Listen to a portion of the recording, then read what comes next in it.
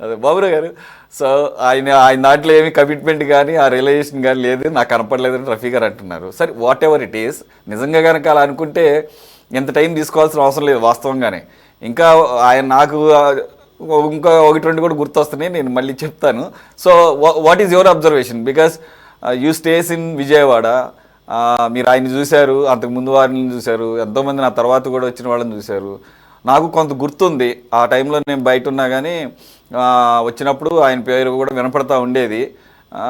Okay అనుకున్నాం, కానీ ఆ తర్వాత ఏంటి ఈయన గురించేనా మనకు ఇలా వినపడింది, ఇలా విన్నది అని చెప్పేసి ఈ గత 5-6 సంవత్సరాల నుంచి అనుకున్నాను. Sir please.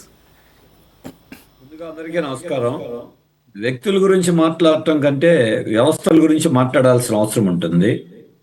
కాబట్టి అందులో వ్యక్తుల పాత్ర కూడా ఉంటాయి. కాబట్టి ఈ ఘటన ఆసరాగా చేసుకున్న ఆయన మంచి చెడులు, ఆయన చరిత్ర, లేకపోతే ఆయన మంచి ఏం చేశారు, లేకపోతే వాళ్ళు ఏం తప్పులు ఉన్నాయి, ఇవనే సంగతి కాదు. సరే, భవిష్యత్తు ఎందుకు ఆయన విడుదల చేశారు ఇవన్నీ భవిష్యత్తు తేల్చాల్సినవి. నేను ఒకటి మాత్రం చెప్తా, పార్టీల నాయకులై ఫిరాయించగలిగినప్పుడు అధికారులు ఫిరాయించడం పెద్ద ప్రాబ్లం ఉంది. ఫిరాయింపులు చేసుకుని రాజకీయాల్లో నిన్నటిదాకా తిట్టినోళ్ళు మళ్ళీ తర్వాత పార్టీలు మారిపోయి పదవులు పొంది మంత్రులు కూడా అయినటువంటి వాళ్ళు కూడా చాలామంది ఉన్నారుగా.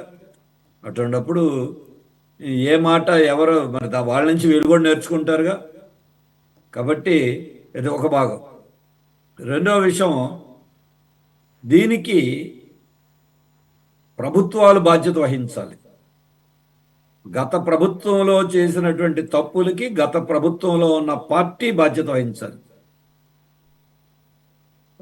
అలాగే అధికారులు వాళ్ళ వ్యక్తిగతంగా చేసిన తప్పులుంటే దానికి వాళ్ళు కూడా బాధ్యత వహించాల్సిందే, ఎవరైనా ఎవరు ప్రభుత్వంలో ఉన్నా. అయితే దీంట్లో మాట్లాడాల్సిందంటే అధికార యంత్రాంగాన్ని ఈ రాష్ట్రంలోనూ దేశంలోనూ ప్రభుత్వాల్లో ఎవరుంటే వాళ్ళు. ఆంధ్రప్రదేశ్లో ఏం మాట్లాడుతున్నారు ఇప్పుడు? టీడీపీ ఐఏఎస్లు, టీడీపీ ఐపీఎస్లు, వైసీపీ ఐఏఎస్లు, వైసీపీ ఐపీఎస్లు. అంతకుముందు కొద్దిగా లోపాయిగారిగా మాట్లాడుకునేవాళ్ళు. ఇప్పుడు బహిరంగంగా మాట్లాడుతున్నారు, మీడియాలో మాట్లాడుతున్నారు, పత్రికల్లో ముద్రిస్తున్నారు. అంటే పార్టీల వారీగా అధికారుల్ని, అధికార యంత్రాంగాన్ని చూడాల్సిన పరిస్థితి వచ్చిందంటే రాష్ట్రంలో పరిపాలించిన పార్టీలు అప్పుడు ఇప్పుడైనా వీళ్ళు బాధ్యత వహించాల్సిందే, ఇవాళ బాధ్యత వహించాలి. మరి అలాగే ఈరోజు మనం చూస్తున్నాం, అధికార యంత్రాంగాన్ని వ్యక్తులనే కాదు, మన రాష్ట్రమే కాదండి, ఇది కేంద్రంలో ఆఖరి మనం ఏం చూస్తున్నాం? స్వతంత్ర వ్యవస్థలు, ఎలక్షన్ కమిషన్ ఏమైపోయింది, ఇప్పుడు సిబిఐ ఏమైపోయింది, ఈడీ ఏమైపోయింది. అధికారులు ప్రభుత్వం కింద పనిచేసేవాళ్ళు కాదు, స్వతంత్రమైన సంస్థలు కూడా గుప్పెట్లో పెట్టుకుంది కేంద్రంలో ఉన్నటువంటి ఎన్డీఏ మోడీ ప్రభుత్వంలో మనం చూస్తున్నాం.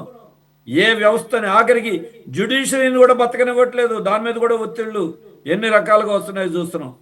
ఈ నేపథ్యంలో చూసుకున్నప్పుడు దీనికి బాధ్యత కేంద్రంలోనైనా రాష్ట్రంలోనైనా వ్యక్తులు, సమస్యలు, వాళ్ళలో కొద్దిగా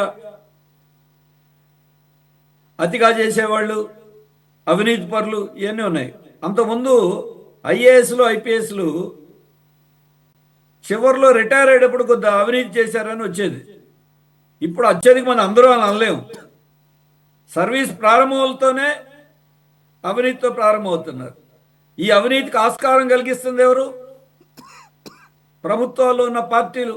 అప్పుడైనా ఇప్పుడైనా అక్కడైనా ఇక్కడైనా ఒక్కొక్కరిని పట్టుకుంటా అంటే మనం చోట్ల కోట్లు బయటపడుతున్నాయి. ఇంకా బయటపడిని 1%, 99% వాళ్ళు బయటే పట్ల. అందుకని అవినీతి ఒక భాగం. రెండోది, వీళ్ళు ఏమనుకుంటున్నారు, అధికార యంత్రాంగం అంటే పార్టీలు కానీ అధికారులు కానీ మేమేదో గెలిచినటువంటి ప్రభుత్వాలకి బాధ్యత అనుకుంటున్నారు. వీళ్ళు బాధ్యత వహించాల్సింది ప్రజలకి, జవాబుదారి వహించాల్సింది ప్రజలకి, రాజ్యాంగానికి, చట్టాలకి.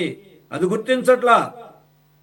ప్రభుత్వాలు కూడా ప్రజలకి జవాబుదారి వహించాలి, వ్యవస్థలు కూడా జవాబుదారి వహించాలి. అది పోయింది పూర్తిగా. మేము ఎవరు గవర్నమెంట్లో ఉంటే వాళ్ళకి అనుకూలంగా ఉంటామండి. ఏంటి గవర్నమెంట్లో ఉంటే అనుకూలంగా ఉండటం? ఇది ఒక సిద్ధాంతమా? గవర్నమెంట్ ఎవరున్నా వాళ్ళకి వ్యతిరేకంగా ఉండమంట్లా, కానీ అనుకూలంగా ఉండాల్సింది ప్రజలకి, రాజ్యాంగానికి. మరి ఇందాక ఏవేస్ రెడ్డి గారి గురించి చెప్పారు, వాస్తవం అది. సుందరయ్య గారు ఎంతో అనుబంధం ఆయన పనిని బట్టి. దివిసీమ తుఫాను వచ్చినప్పుడు కూడా అలాగే అనేక విషయాల్లో ఉన్నారు అధికారులు. శంకరన్ గారి గురించి చెప్పారు. ఇప్పటికీ కొద్దిమంది, చాలా తక్కువ మంది ఉండొచ్చు, కానీ ఇక్కడ వ్యక్తుల కంటే వ్యవస్థలకు సంబంధించినంత వరకు చాలా ముఖ్యమైనది.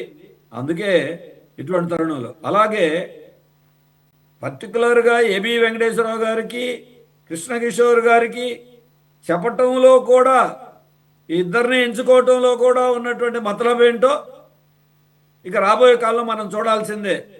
రఫీ గారికి మరి మాకంటే ఎక్కువ తెలిసి ఉంటాయి.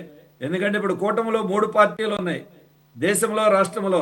ఒకటి కాకపోతే ఇంకోటి, ఇంకోటి కాకపోతే ఇంకోటి, ఇంకా చాలా ఉంటాయండి. చాలా మందిని చూసాం కదా, మీరు మా దాంట్లో సూట్ కాకపోతే ఇంకో దాంట్లో సూట్ అవుతారని. రకరకాలుగా ఉంటాయి. ఏమి వీళ్ళు లేదు వాళ్ళు లేదు, తిట్టుకున్న వాళ్ళు తిట్టుకుంటూ ఉంటారు, విమర్శించుకుంటూ ఉంటారు, మళ్ళీ చేర్చుకుంటూ ఉంటారు, అక్కడ ఉంటారు. ఇక బీజేపీ అయితే మీకు తెలిసిందే కదా, వాషింగ్ మిషన్లో రాజకీయ నాయకులు కోట్లు తిన్నవాళ్ళే ఇదైనప్పుడు ఈ వాషింగ్ మిషన్లో చిన్న చిన్నవి వాష్ అవ్వా. అందుకని ఎలా ఉంటుందో ఏంటో మనకు తెలియదు వ్యక్తుల గురించి. అలాగే క్షమాపణ చెప్పడం వీళ్ళకనే కాదు, ప్రభుత్వం గతంలో ఉన్న ప్రభుత్వం చేసిన తప్పులకి ప్రభుత్వ పెద్దలు క్షమాపణ చెప్పాలి. ఈ ఇద్దరి సంగతిగా నేను మాట్లాడట్లా, వేధించిన ప్రజలకి. ఈయన ప్రవీణ్ ప్రకాష్ గారు ఎడ్యుకేషన్ డిపార్ట్మెంట్లో ఉండి, సరే విద్యాబోధన మిగతా అన్ని మెరుగుదల చేయడం కోసం కొన్ని చర్యలు తీసుకోండి, ఓకే. టీచర్లు ఎంత వేధించాడండి. ప్రవీణ్ ప్రకాష్ అంటే వణికిపోయే పరిస్థితి తీసుకొచ్చారు. కొన్ని చదువు మిగతా విషయాల్లో నేను కాదంట్లా, చేయొచ్చు ఎవరైనా. అందుకే ఇక్కడ ఎంచుకోవడంలో ఇద్దరు అధికారులు అందరి దృష్టిలో ఉన్నారు కాబట్టి ఎంచుకున్నాడు. ఇది ప్రభుత్వం, ఆ రోజున ప్రభుత్వం ఉద్యోగుల్ని, టీచర్లు ఎంత చేసిందో చూడాలి. ఈరోజు కూడా ప్రభుత్వం గుణపాఠాలు నేర్చుకోవాలి. ఇప్పుడు ఎందుకంటే వచ్చిన 15 నెలల కాలంలో దేశంలో మోడీ ఎలా వేధిస్తున్నారు, బీజేపీ ఎలా వేధిస్తుందో తెలుసు. రాష్ట్రంలో ఉన్న ప్రభుత్వం కూడా ప్రజలకు సంబంధించినటువంటి అధికారం రాగానే, మరి ఈరోజు కూడా మాట్లాడుతూ మనం చూస్తున్నాం కదా, ఈ అధికారులు ఎలా ఉంటే ఇక ప్రజాప్రతినిధులు ఎలా ఉన్నారు. రోజు చంద్రబాబు నాయుడు గారు మాట్లాడుతున్నారు కదా, ఎమ్మెల్యేలు నిన్న పవన్ కళ్యాణ్ గారు మాట్లాడినట్టు వచ్చింది. ఎమ్మెల్యేలు, ఎంపీలు, మంత్రులు అవినీతి పెత్తనం చేయటం, వాళ్ళ సామ్రాజ్యాల కింద చేయటం, ఇవన్నీ చూస్తున్నప్పుడు వేధించేటువంటివి ఉన్నాయి. అందుకనే ఇక్కడ ప్రవీణ్ ప్రకాష్ గారి పేరు వచ్చినా, సందర్భం వచ్చినా, విషయం మాత్రం ఇటువంటి వాటిలో అన్నింటిలో చూడాలి. విజయవాడలో ఉన్నప్పుడు ఆయన పనిచేసినవి ఉన్నాయి, ఎవడు చెప్పినవి వినకుండా, కౌన్సిల్ ఉండా వినకుండా, మేమంతా అప్పుడు కార్పొరేటర్లుగా కౌన్సిల్లో ఉన్నాం. కార్పొరేట్ ప్రజలకు కానీ కౌన్సిల్కి కానీ జవాబుదారీతనం లేనటువంటివి ఉన్నాయి. ఇవన్నీ ఒక చరిత్ర. అందుకనే ఇప్పుడు ఉన్నటువంటి దీంట్లో ఈ అధికార వ్యవస్థలని, అధికార యంత్రాంగాన్ని ప్రక్షాళన చేయటమే కాదు, సిస్టమ్స్, ఇండివిజువల్స్ కాదు. ఇండివిజువల్స్ వస్తూ ఉంటారు, వెళ్తూ ఉంటారు. సిస్టమ్స్లో మార్పులు రావాలి. దీనికి బాధ్యత వహించాల్సిన సిస్టమ్స్లో మార్పులకి ఇవాళ నిర్వీర్యం అవటానికి, అధికార యంత్రాంగం ఇలా తయారవటానికి అధికారుల వ్యక్తిగతంతో పాటుగా ప్రభుత్వాలు ప్రధానమైన బాధ్యత. వాళ్ళ జేబులో మనుషుల్లాగా చూస్తున్నారు. ఎవరు ప్రభుత్వంలో ఉంటే వాళ్ళు అట్లాగే నడిపిస్తున్నారు. కాబట్టే ఇక్కడ ఈ అధికారే ఉంది, అధికారే ఉంది. అందరు అధికారులు దాదాపుగా ఆల్మోస్ట్ ఆల్, లేకపోతే వాళ్ళకి ఇవ్వరు కదా పోస్టింగ్స్ ఎవరు. అలాగే చీఫ్ సెక్రటరీల గురించి మాట్లాడారు. అప్పుడైనా ఇప్పుడైనా సీనియారిటీని ఎవరి దృష్టిలో పెట్టుకుంటున్నారు, ఎవరికి అనుకూలం. ఆఖరికి చెప్పాలంటే పెద్ద పెద్ద పోస్టుల్లో కూడా కింద నుండి పైదాకా కోట్ల రూపాయలు అవినీతి చేతులు తడిపితే కానీ వాళ్ళు పోస్టింగ్లు రాట్లా.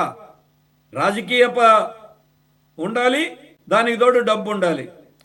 ఆ రోజు చూస్తున్నాం, ఈ రోజు కూడా చూస్తున్నాం.